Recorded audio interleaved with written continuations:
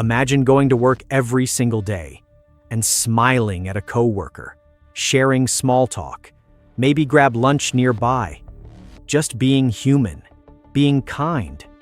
Now imagine that simple act of kindness, that ordinary, everyday decency, becoming the reason someone decides you have to die. That's not a movie plot. That's not fiction pulled from a crime thriller sitting on your shelf. That is the real story of Zoe Esquerra, a 22-year-old woman, a daughter, a girlfriend, a young woman with her whole life stretched out ahead of her, who made the mistake, in one man's twisted mind, of simply wanting to stay friends. And it cost her everything.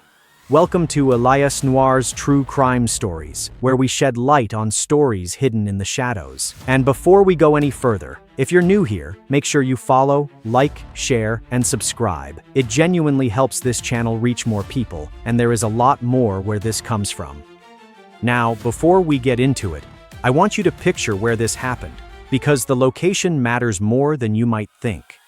We're not talking about a big, crowded city where things can disappear into the noise. We're talking about the Central Valley of California. Small towns. The kind of places where people know each other. Where a familiar face at work isn't unusual. Where you might wave to your neighbor on the way out the door and think nothing of it. Livingston, Turlock, quiet, tight-knit. The kind of communities where something like this wasn't supposed to happen. And yet, it did.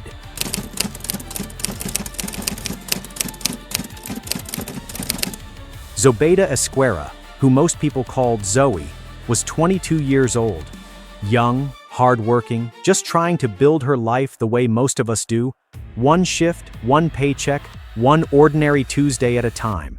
She had a boyfriend. She had people who loved her. She had a future. And she had a coworker named Juan Francisco Ibarra-Tapia.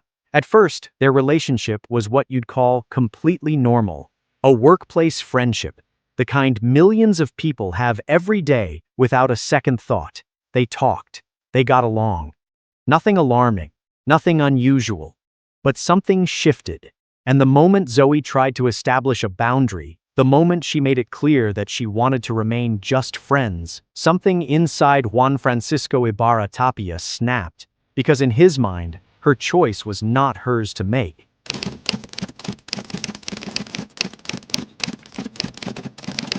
What followed wasn't a single dramatic moment. It wasn't one explosive confrontation. It was worse than that. It was a slow, creeping, calculated escalation. The kind that starts small enough that people around you aren't sure whether to take it seriously. Late-night intrusions. Harassment that followed her off the clock, outside of work, into the spaces where she was supposed to feel safe. And then, it got darker. Arson. And then darker still. Until March 8, 2022, in a store parking lot, in broad daylight, Juan Francisco Ibarra-Tapia trapped Zoe's car, blocked her in, made sure she had nowhere to go, and then he shot her, multiple times, in cold blood. He fired at her boyfriend too, before fleeing the scene like a man who had planned every single detail, because he had. This wasn't a crime of passion. This wasn't a moment of madness that nobody could have predicted. This was a calculated execution. And here is the part that should shake you to your core. The part that makes this case not just heartbreaking, but infuriating. There had been warnings, multiple warnings, a paper trail, an arrest, an emergency protective order, documented threats that were reported to authorities. And Zoe herself, this young woman who knew exactly what danger she was in, looked police in the eye and told them, "I feel like I am next." She knew. She told them. And she was still killed.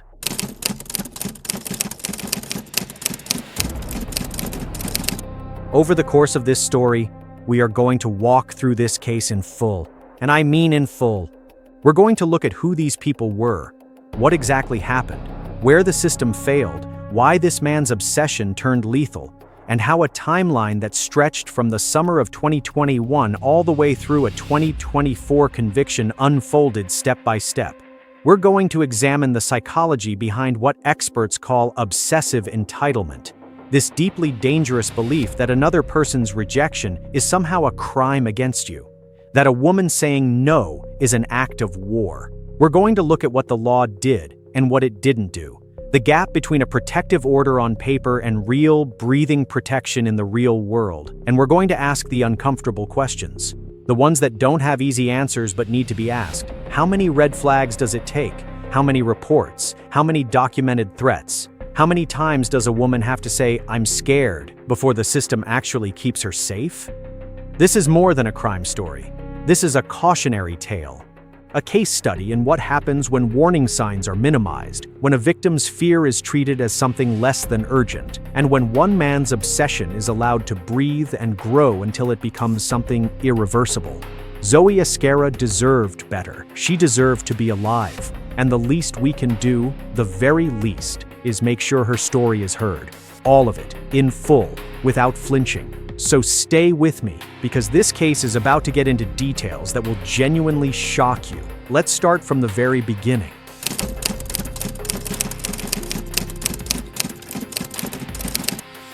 Before we talk about what happened on the night of March 8, 2022, before we get to the parking lot, the binoculars, the blocked car, the gunshots, we need to go back to the beginning.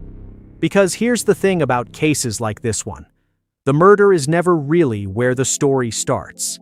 The story starts much earlier, in the quiet moments, in the small choices, in the ordinary, unremarkable place where two people first crossed paths and where one of them decided, in his own twisted logic, that the other one belonged to him. Let's meet the people at the center of this tragedy.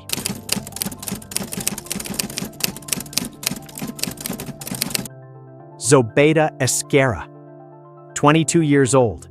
She went by Zoe. And if you try to picture her, don't picture a headline. Don't picture a crime statistic.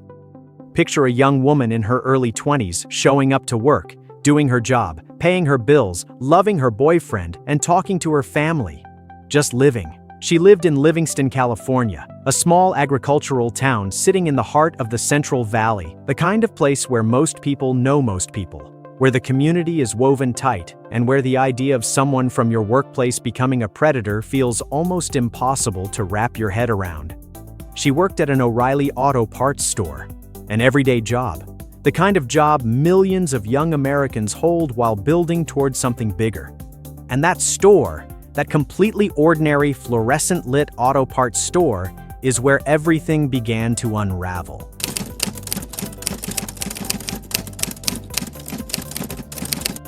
Juan Francisco Ibarra-Tapia was also 22 at the time of the murder. He and Zoe were coworkers, same age, same workplace, and initially, just like we talked about in the introduction, their relationship looked like nothing more than a normal workplace friendship. The kind nobody gives a second thought. But then Zoe rejected his romantic advances. And I want you to sit with that for a second, because I need you to understand exactly what that means in the context of this story. She didn't do anything cruel. She didn't humiliate him. She didn't make a scene. She simply communicated clearly and honestly that she only wanted to be friends. That's it. That is the full extent of what she did. Most people hear that and move on. It stings. Rejection always does. But most people move on. Ibarra-Tapia did not move on. When he found out she had a boyfriend, something inside him shifted from obsession into something far more dangerous: hostility.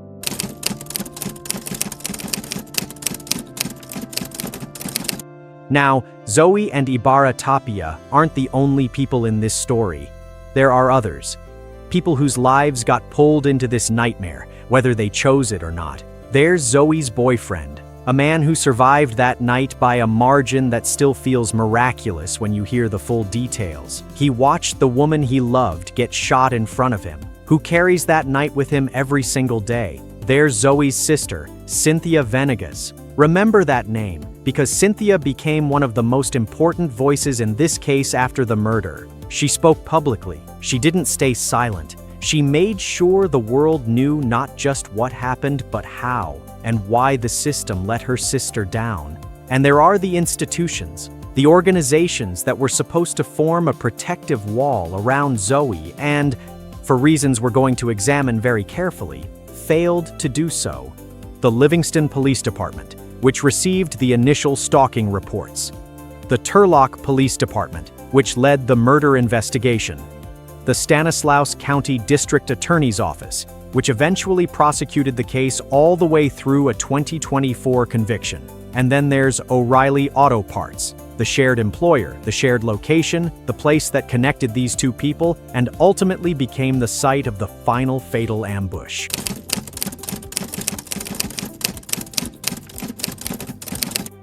So let's go back to summer 2021. That's where the clock starts ticking on this case. Zoe has made her position clear. She wants friendship, nothing more. And Ibarra-Tapia's response? He begins showing up at her home, in Livingston, late at night.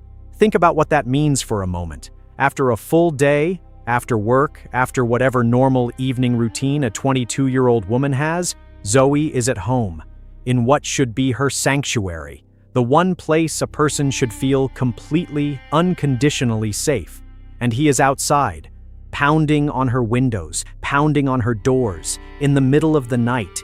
Can you imagine waking up to that? Can you imagine lying in your bed and hearing that sound, knowing exactly who it is, and feeling that cold, creeping fear settle into your chest? That was Zoe's reality. Not once, not twice, repeatedly.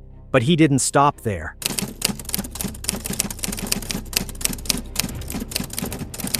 By October 2021, the harassment crossed fully into criminal territory. He slashed her tires. He poured acetone, a highly corrosive chemical, directly onto her car. And then, as if those acts weren't enough of a message, he used a road flare to set her vehicle on fire. Let that sink in. This man set her car on fire, in a deliberate, premeditated act of destruction, designed to terrify a young woman who had done nothing wrong except tell him she wasn't interested. Zoe reported everything to the Livingston Police Department. Every incident, every intrusion. She didn't stay quiet. She did exactly what we tell victims to do. She reported it. And during one of those conversations with a Livingston police officer, she said something that should have set off every alarm bell in that department. She looked that officer in the eye and said, "I feel like I am next." She wasn't speaking vaguely. She wasn't being dramatic. This was a young woman with crystal clear awareness of the danger she was in. A woman who was begging, in the most direct language possible, to be protected.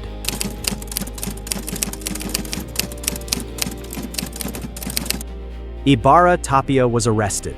Stalking, vandalism, arson. The charges were there. And then, he was released on $50,000 bail. The next day, $50,000. Posted. Gone. Back on the streets within 24 hours of being arrested for setting his victim's car on fire. An emergency protective order was issued, which sounds like protection, and in theory, it is. But here's what they don't always tell you about emergency protective orders. They expire. And when this one expired, Ibarra-Tapia didn't disappear. He didn't back off. He didn't take the legal intervention as a wake-up call and walk away. He simply found another way to keep tabs on Zoe, through mutual acquaintances, through the network of people they both knew in these small, interconnected towns. He kept tracking her. And here's where geography becomes a character in this story. Because the layout of these communities made everything easier for a man like him, and harder for the people trying to protect her.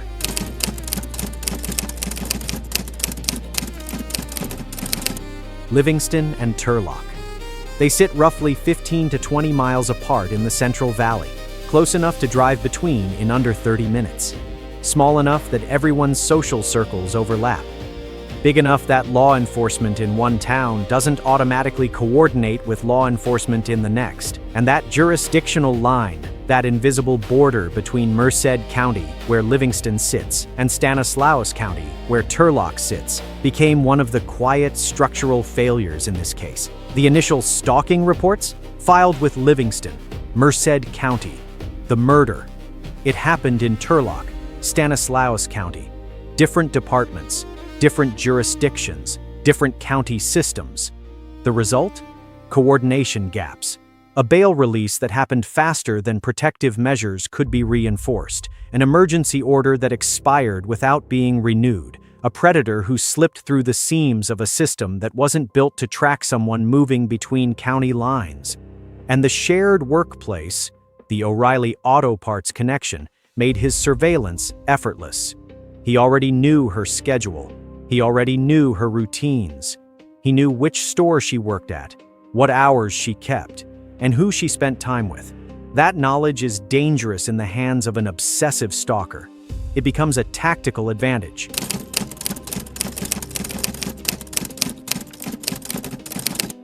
Which brings us, inevitably, horribly, to March 8th, 2022. Around 9 p.m., a Tuesday night, the kind of quiet, unremarkable evening that turns into a before and after moment in a family's history. Zoe drove to the O'Reilly Auto Parts store on Gear Road in Turlock. She was picking up her boyfriend, a simple, completely ordinary errand, but Ibarra-Tapia was already there. He had been watching from a distance, with binoculars. Let that image settle into your mind. He wasn't there by accident. He wasn't passing through. He had tracked her, positioned himself at a distance, and was watching her through binoculars, waiting for exactly the right moment to make his move. When Zoe tried to leave, he pulled his vehicle directly behind hers, deliberately, precisely, blocking her exit, trapping her inside a parking lot with nowhere to go. And then he got out of his car, walked toward her, and opened fire. He shot her multiple times. He fired at her boyfriend. He fired toward 2 employees who were inside the store, and then he ran.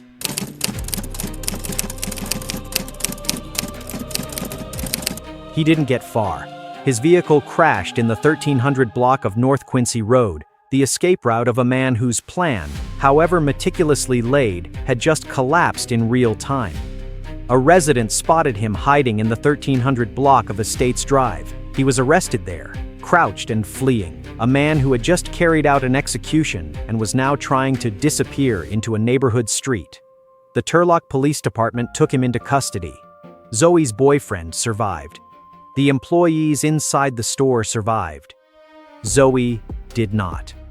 What we've laid out here is the who, the what, and the where of this case.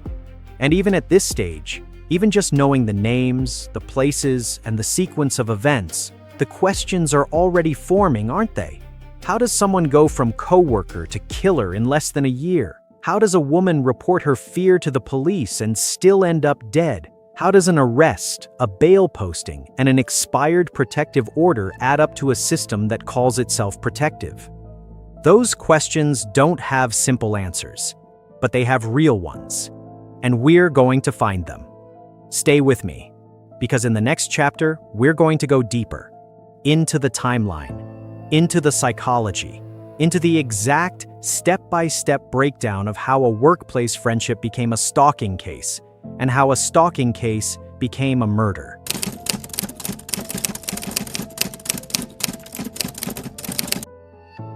There's a word that gets used a lot in true crime, a word that after a while starts to feel almost clinical, almost detached from the reality of what it actually means. That word is escalation. Escalation, like it's a process on a flowchart somewhere. Like it's something that happens at a safe, academic distance. But here's what escalation actually looks like in real life. In this case, it looks like a woman lying awake at night, listening for sounds outside her window. It looks like walking to your car in the morning and finding your tires slashed. It looks like the smell of chemicals on your vehicle, the sight of flames where your car used to be. It looks like sitting across from a police officer and saying, out loud, with your own voice, "I feel like I am next." That is what escalation looks like when it's not on a flowchart, when it's happening to a real person. A 22-year-old woman named Zoe. And what makes this chapter so important and so deeply, painfully frustrating is that this escalation was not invisible. It was not hidden. It was not subtle. It was documented. Step by step, report by report, and it still wasn't stopped.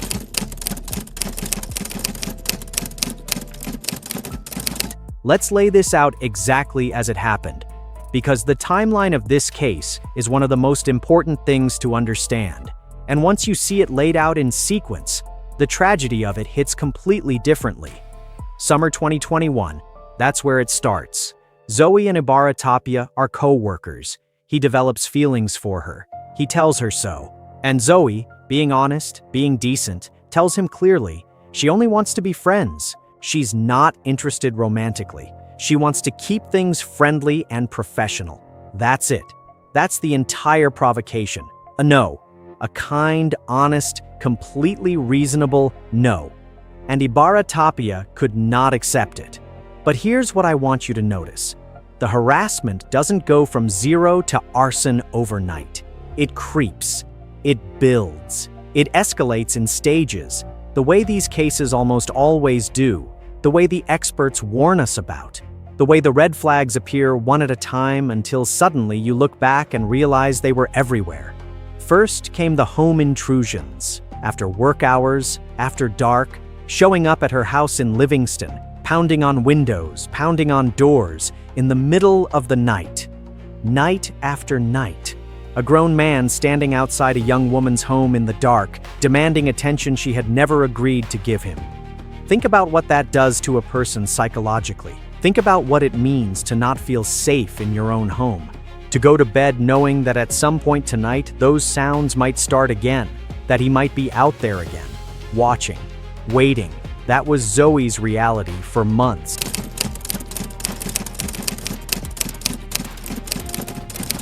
And then came October 9th, 2021, the night everything shifted from harassment into something the law could no longer look away from.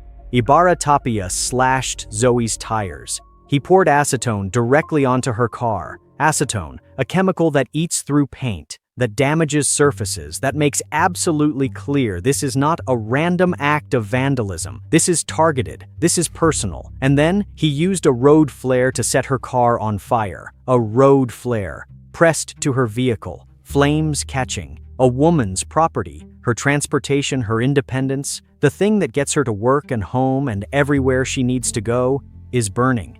This was not impulsive. You don't carry acetone and a road flare by accident. You don't show up at someone's car in the night with those things without having planned it. This was a message, a deliberate, premeditated message designed to do one thing: make her afraid. Zoe reported it, all of it. She went to the Livingston Police Department and she reported every detail. And during that report, she said something that should have changed everything that happened next. She told the officer, "I feel like I am next." Read that again. I feel like I am next. This is a woman who is not confused about what's happening to her. She is not minimizing it. She is not making excuses for him. She is looking at the pattern, the nightly intrusions, the vandalism, the arson, and she is connecting the dots in the most direct, frightening way possible. She is telling the police, "This man is going to kill me." She knew.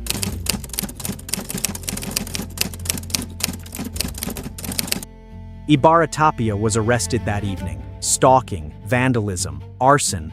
The charges were serious. The case against him was documented, physical, and undeniable. And the next day, he posted $50,000 bail and walked out. Now look, bail is a legal right. The system operates on certain principles, and I'm not here to oversimplify a complex legal framework, but I am here to ask the question that Zoe's family asked, that her community asked, that anyone who hears this story immediately asks: how does a man get arrested for stalking, vandalism, and setting his victim's car on fire and walk out the next day? How does that happen? An emergency protective order was issued alongside the arrest. Again, on paper, that's protection. In theory, that's a legal barrier between Zoe and the man who was terrorizing her. But protective orders expire. And when this one did, when that legal barrier quietly dissolved, there was no sustained mechanism in place to keep him away from her. No extended order, no active monitoring, no coordination between the Livingston Police Department in Merced County and law enforcement in Stanislaus County, where Turlock sits just 15 miles down the road. He was free, and he was still watching.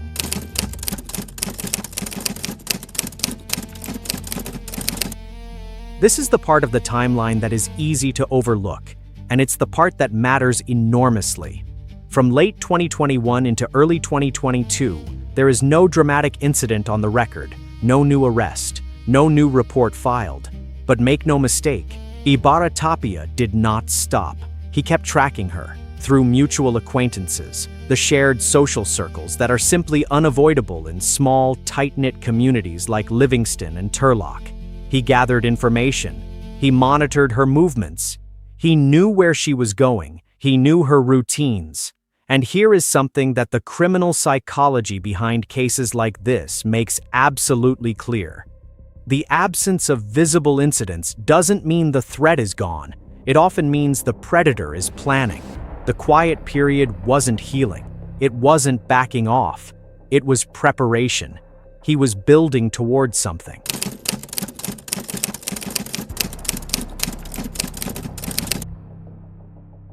Before we get to March 8th, I want to stop here for a moment, because understanding why this happened is just as important as understanding what happened.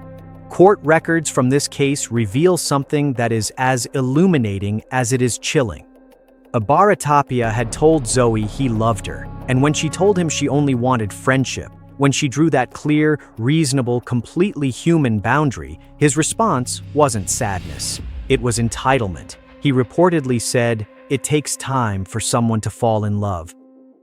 Read between those words, what he's really saying is, your feelings are not final. Your no is not real. Given enough time, given enough pressure, you'll come around. He wasn't grieving a lost connection. He was refusing to accept that her feelings were hers to own. And when he found out she had a boyfriend, that was the tipping point. He didn't feel heartbroken. He felt manipulated. In his mind, she hadn't simply moved on or chosen someone else. She had wronged him. She had played him. She owed him something, and she was withholding it. This is what psychologists call obsessive entitlement, the belief that another person's romantic attention, their affection, their time, their body is something you are owed. And when it's withheld, when the person who owes you says no, that becomes, in the obsessive mind, an act of betrayal, an act deserving of punishment. That's not heartbreak. That's not grief. That is a dangerous, distorted belief system. And when it goes unchecked, when it's fed by months of festering resentment and zero real consequences, it becomes lethal. There were no political motivations here, no financial angle, no ideology. Just one man's absolute burning refusal to accept that a woman had the right to say no to him.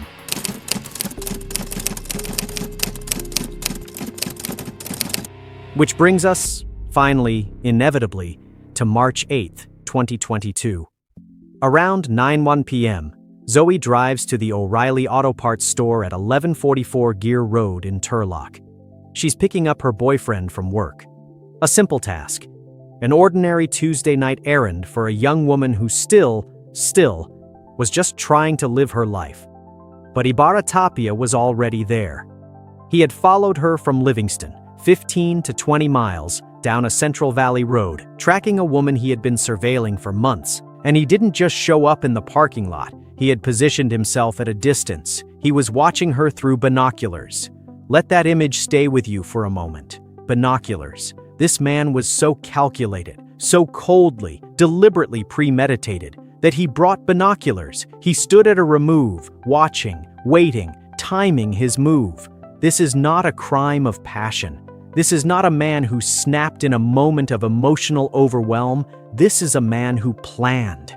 When Zoe tried to leave, when she got back in her car, ready to drive away and go home and live the rest of her evening, Ibarra-Tapia made his move. He pulled his vehicle directly behind hers, deliberately, precisely, blocking her exit completely, sealing off her only way out. She was trapped, and then he got out of his car, walked toward her, and opened fire. He shot Zoe multiple times. He turned the gun on her boyfriend. He fired toward 2 employees who were inside the store, and then he ran.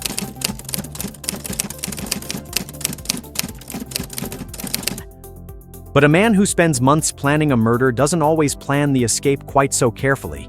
Ibarra-Tapia fled the scene, but his vehicle crashed in the 1300 block of North Quincy Road. The getaway had failed. He abandoned the car and tried to disappear on foot, hiding in a residential neighborhood, crouching somewhere in the 1300 block of Estates Drive. A resident spotted him, and the Turlock Police Department took him into custody right there. A man who had spent months hunting a woman, who had spent the last hour executing a meticulously planned ambush, caught hiding in someone's neighborhood like the coward he truly was. Zoe's boyfriend survived. The employees inside the store survived. Zoe did not.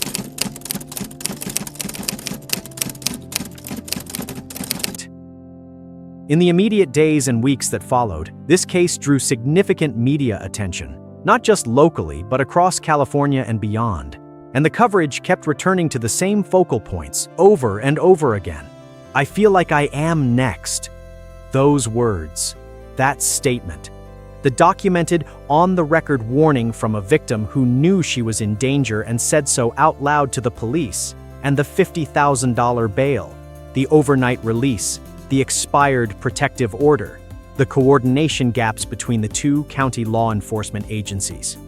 The 26-day trial that followed, ending in a conviction in May 2024, gave Zoe's family some form of legal justice. But it also gave the public something else: a front-row seat to every failure, every gap, every missed opportunity that led to this parking lot on a Tuesday night. And Zoe's sister, Cynthia Venegas, made sure none of it was forgotten. She spoke, publicly. She carried her family's grief into the public conversation and demanded that people see not just the tragedy, but the preventability of it, because that's what makes this case a landmark. Not just the horror of the crime, but the horrible, undeniable truth is that this did not have to happen. The warnings were there, the paper trail was there, the pattern was there, and the systems, the bail system, the protective order system, the interagency coordination system, failed to connect the dots in time to save her life. So here we are. We know who these people were. We know the full timeline of what happened. We know the psychology behind why it happened. We know the moment-by-moment details of the ambush. But there's one final layer of this story that we haven't fully examined yet. And it might be the most important layer of all. What happens next? Not just in a courtroom, not just in a conviction, but what does this case mean for the women who are out there right now, today, filing stalking reports, receiving emergency protective orders, and hoping that the system will hold? What does it mean for the laws that are supposed to protect them? What does it mean for all of us? That's Chapter 3. And trust me, you need to hear it.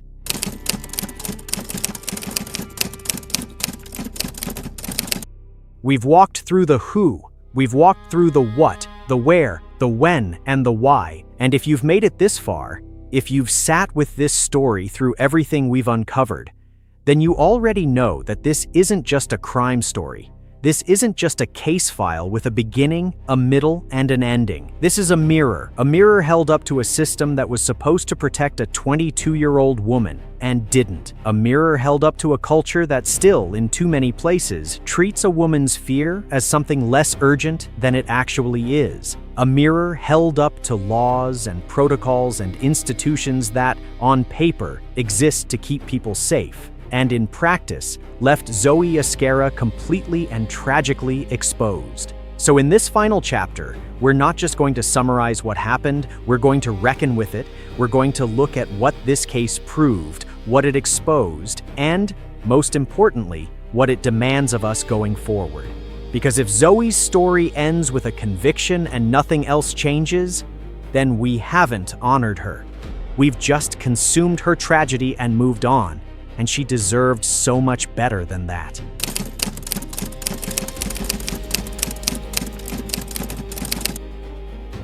The verdict: justice, finally. Let's start with what the law ultimately did get right.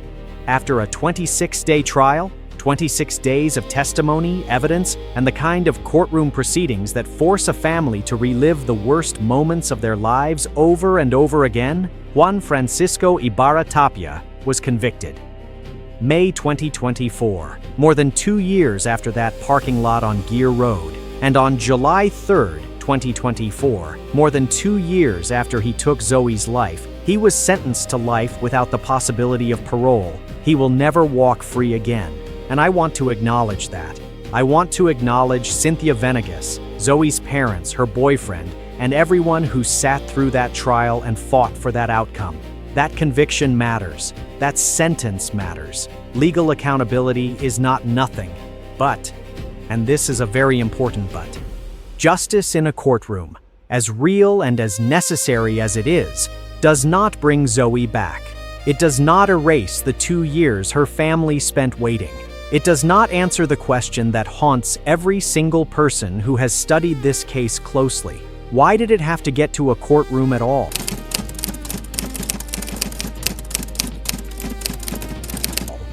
Let's be precise here, because precision matters when we're talking about systemic failure. It's too easy to say the system failed and leave it at that, vague, unsatisfying, and ultimately useless. So, let's name exactly what failed and exactly when. Finding 1. The escalation pattern was textbook and documented. From the very first nightly intrusion at Zoe's home, through the tire slashing, through the acetone, through the arson, every single step of Ibarra-Tapia's escalation followed a pattern that experts in stalking and domestic violence have documented extensively. This is not a new phenomenon. Researchers have been publishing on this pattern for decades. Stalking escalates. Property crimes come before physical violence. The obsession intensifies when it meets resistance. And arson, the deliberate destruction of a victim's property using fire, is one of the clearest, most alarming signals that a stalker is moving toward direct physical harm. This wasn't a mystery. This was a known pattern playing out in real time, with a paper trail. Finding 2. Zoe told them, "I keep coming back to this because I need you to fully absorb it." She didn't hint. She didn't suggest. She didn't file a vague report and hope someone would read between the lines. She looked a law enforcement officer in the eye and said, "I feel like I am next." That is a direct, unambiguous statement of fear from a victim who clearly understood the danger she was in. A victim who was asking, in the most direct way she knew how, for sustained, serious protection. That statement is on record. It was documented. And the response, a one-day arrest, a $50,000 bail, a temporary protective order, was catastrophically insufficient for the level of threat she had just described. Finding 3. The bail decision was a failure. $50,000 for stalking, vandalism, and arson. Posted the next morning. Man back on the street within 24 hours. Now, I want to be careful here, because bail law is complex, and there are genuine debates about how and when bail should be applied. But complex or not, the outcome of this bail decision is undeniable. A man who had just set his stalking victim's car on fire was released back into the community before the smoke had even fully cleared, and that release gave him the freedom to continue what he had already started. Finding 4. The protective order had an expiration date. Zoe's danger did not. Emergency protective orders are exactly what they sound like. Emergency measures, temporary, short-term, designed for immediate crises. They are not designed for a sustained, months-long campaign of obsessive stalking by a man who has already proven he is willing to commit arson. When that order expired, when that legal barrier quietly dissolved, there was no mechanism in place to replace it. No automatic review, no proactive follow-up from law enforcement, no alert to Zoe that the thin layer of legal protection she had was now gone. She was left exposed, and he was still out there. Finding 5. The county lines became a blind spot. Livingston, Merced County, Turlock, Stanislaus County, 15 to 20 miles apart. The stalking reports were filed in Livingston. The murder happened in Turlock. 2 different police departments, 2 different county systems, 2 different databases that did not, apparently, speak to each other effectively enough to maintain a coherent picture of a high-risk individual moving between jurisdictions. This is a structural problem, not a personal failing of any individual officer. A structural problem built into the way law enforcement agencies are siloed by geography. And it is a problem that, as long as it exists, will continue to create gaps that determined predators can slip through.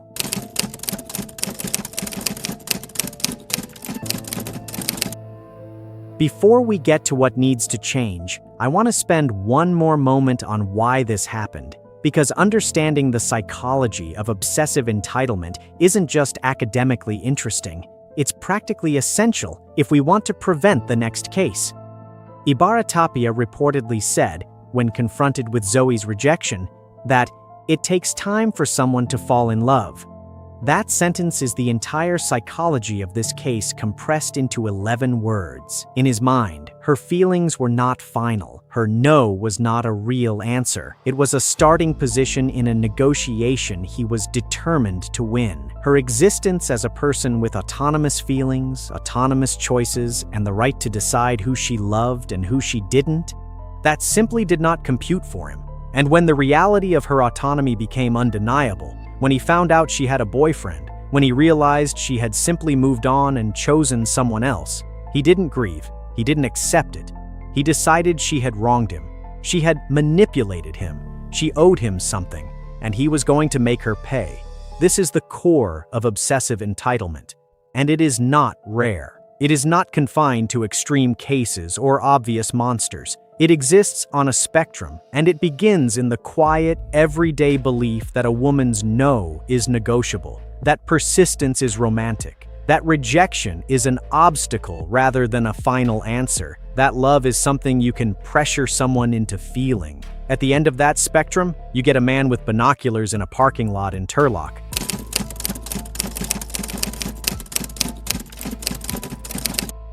All right. This is the part that matters most. This is why we tell these stories, not for shock value, not for entertainment, but because cases like Zoe's have lessons embedded in them that can save lives if we're willing to actually learn them. So let's be direct. Lesson 1. Stalking is not a nuisance crime. It is a pre-homicide behavior. We need to fundamentally change the way stalking is categorized, prosecuted, and responded to at every level of the system. Study after study has shown that a significant percentage of domestic violence homicides are preceded by stalking. It is not a step below violence. It is part of violence. It is violence in slow motion. Every report of stalking, especially when paired with property crimes, arson, or explicit threats, should trigger a high-risk assessment and a sustained, serious protective response, not a temporary order and a bail hearing. Lesson 2. Emergency protective orders need to be the beginning of protection, not the entirety of it. When a victim like Zoe receives an emergency protective order, that should automatically trigger a longer-term review process. A judge should be required to assess whether an extended order is warranted. Law enforcement should be required to follow up. The burden of extending that protection should not fall entirely on the victim, especially when the victim is already living in fear, already managing trauma, and already begging the system to take her seriously. Lesson 3. Bail decisions for stalkers must reflect the actual risk level. When a man has a documented history of stalking, vandalism, and arson against a specific victim, when that victim has told police she fears for her life, the bail decision should weigh the risk to that victim as a primary factor.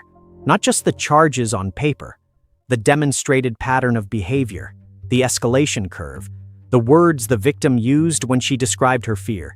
$50,000 bail, home by morning. For a man who set his victim's car on fire the night before, that calculus has to change. Lesson 4. Interagency communication is not optional. It is life or death. Merced County and Stanislaus County need to be able to share real-time information about high-risk individuals crossing county lines. This is not a radical or expensive ask. It is a basic, functional requirement of a protective system. When a stalker who has been arrested in one county shows up in another county's jurisdiction, the departments in both counties need to know the full picture immediately. The technology exists. The will to implement it needs to match. Lesson 5. When a victim says, "I feel like I am next," believe her. This one isn't about legislation. It isn't about budgets or interagency databases. It's about listening. When a victim tells you she is afraid, when she looks you in the eye and tells you in plain language that she believes she is going to be killed, that statement must be treated as the urgent, credible, actionable warning that it is. Not a formality, not an overreaction, not something to note in a file and address when the next incident occurs. Because for Zoe, there was no next incident that she survived to report.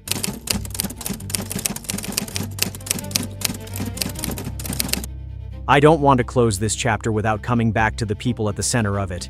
Zoe's parents, her sister Cynthia, her boyfriend, who survived the ambush, carries that parking lot with him everywhere he goes. The grief they have lived with since March 8, 2022, is not the kind that fades. It is not the kind that gets easier with time in any simple, clean way. It is the grief of people who knew something was wrong, who said something was wrong, who watched the warnings pile up, and who still could not stop what happened. Cynthia Venegas chose to speak publicly. She chose to put her family's grief on display not for sympathy, but for a purpose. She wanted the world to see the gap between what the system promised and what it delivered. She wanted Zoe's story to mean something beyond the crime itself. That courage deserves to be honored, not just with words, but with the kind of concrete, lasting change that makes it less likely that another family will have to do what hers did.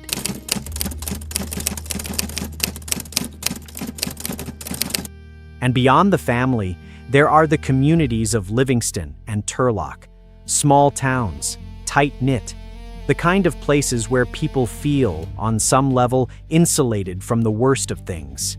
That sense of safety was shattered on March 8, 2022. And for young women in those communities, young women who work in stores, who have co-workers, who navigate the everyday social landscape of small-town Central Valley life, this case landed differently, more personally, more viscerally, because Zoe wasn't a stranger. She was them. She was the girl from down the street, the woman who worked at the auto parts store. The 22-year-old is just trying to get through her shift and go home, and if it could happen to her, if all those warnings, all those reports, all that documentation could still end in a parking lot ambush, then what does that mean for everyone else? That question lingers, and it should, because it's the right question to be asking.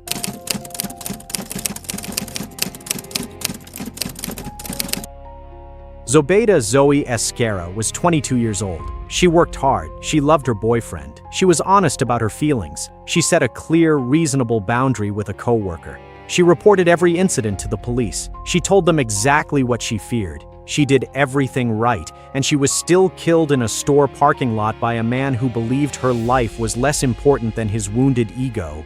Her final words to police, "I feel like I am next," should not be a haunting footnote in a crime case. They should be a rallying cry, a demand, a permanent inscription on every conversation about how we protect victims of stalking in this country. She told us, and the only way we honor that, the only way this story means more than a tragedy, is if we make sure the next woman who walks into a police station and says those words walks out with the sustained, serious, unwavering protection she deserves.